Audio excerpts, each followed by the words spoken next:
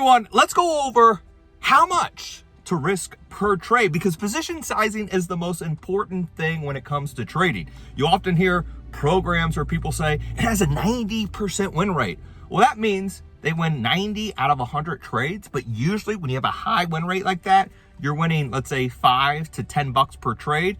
And when you're losing 95 to $90 per trade. So one loser is going to wipe out all 90 winners. Crazy to think about it that way, right? Because the number one question you should be asking yourself is when you put on a trade, it's not how much can I make or what's the win rate. It should be how much can I lose? If everything goes to hell, what is the max loss I can put on my position? That way you never blow out your account.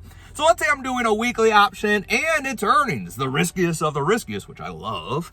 I should be no more risking 1 to 2% of my total account size. So if I have a 100K account, I'm risking 1 to 2,000 per trade. Why? Because I can only lose 1 to 2,000 per trade. And if I win, I know my reward is going to be 2, 3, or 4x that. Therefore, if I risk 1,000, I make 4,000.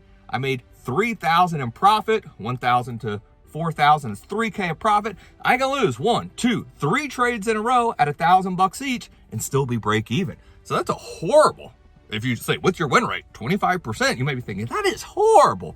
But really, I'm break even. Insane to think about it that way, right?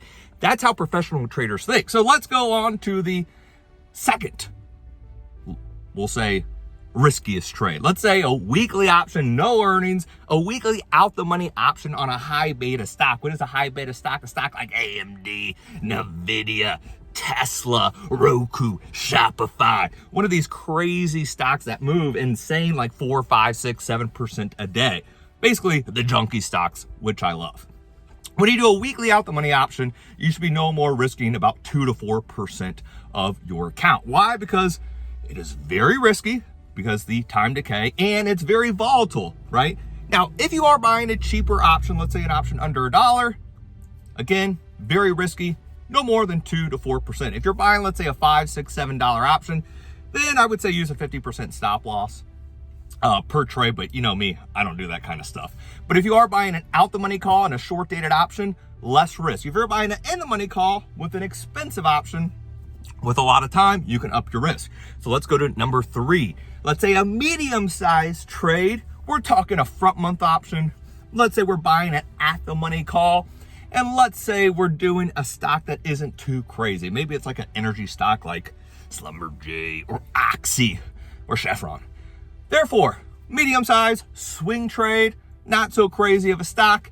You can go ahead and up your size to about 4, 5, 6% on the position.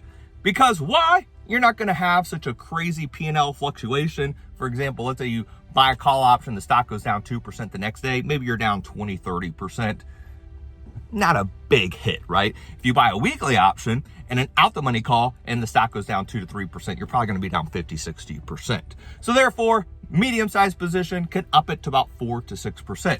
Now, let's get into the big boy size, large and in charge. When we talk about a large position, we're usually looking at an at the money or in the money call, a more expensive option, $2 plus, and we have usually between 20 to 40 days or longer, so expiration. So you have at the money, in the money calls, and you have longer dated, and the stock isn't so crazy.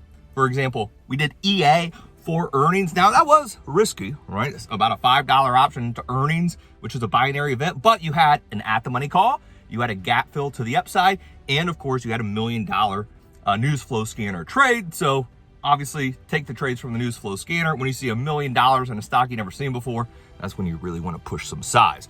Big position, large position size, go ahead.